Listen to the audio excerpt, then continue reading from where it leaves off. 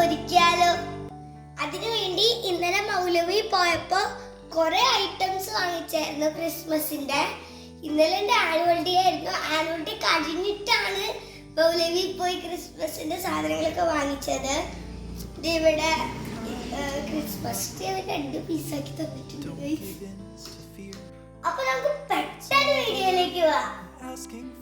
അപ്പൊ ഗൈസ്, നമ്മൾ ഒരുപാടൊന്നും വാങ്ങിച്ചിട്ടില്ല, ഇച്ചിരിയൊക്കെ വാങ്ങിച്ചിട്ടുള്ളൂ. അപ്പോൾ ഇതൊക്കെ വെച്ച് നമുക്ക് ക്രിസ്മസ് ട്രീ അറേഞ്ച് ചെയ്യാം. ഞാൻ കുറച്ച് ബലൂൺസ് ഒക്കെ വാങ്ങിച്ചായിരുന്നു. ഇതിന്റെ ആവശ്യമൊന്നുമില്ല, എന്നാലും എൻ്റെ ഒരു സന്തോഷത്തിന് വാങ്ങിച്ചതാ. അപ്പൊ നമുക്ക് വാങ്ങിച്ച ഐറ്റംസ് വെച്ച് ക്രിസ്മസ് ട്രീ ഒരുക്കുന്നത് കണ്ടാലോ? നിങ്ങൾ ഇങ്ങനെ തന്നെയാണോ? കമന്റ് ചെയ്യണേ. ഫസ്റ്റ് നമ്മൾ ട്രീ സെറ്റ് ചെയ്തു. അത് കഴിഞ്ഞിട്ട് ഡെക്കറേഷൻ സ്റ്റാർട്ട് ചെയ്തിട്ടുണ്ട്. എനിക്ക് ക്രിസ്മസ് ട്രീ ഡെക്കറേറ്റ് ചെയ്യാൻ വലിയ ഇഷ്ടമാണ്. എന്നെ പോലെ ആയിരിക്കില്ല നിങ്ങൾക്ക് ഇഷ്ടമാവുമല്ലേ ക്രിസ്മസ് ട്രീ ഡെക്കറേറ്റ് ചെയ്യാനും. ഡിസംബർ മാസം ആയിക്കഴിഞ്ഞാൽ എല്ലാവർക്കും ക്രിസ്മസ് ട്രീയും സ്റ്റാറും പുൽക്കൂടും എല്ലാം വയ്ക്കാൻ നല്ല ഇഷ്ടമായിരിക്കും അല്ലേ?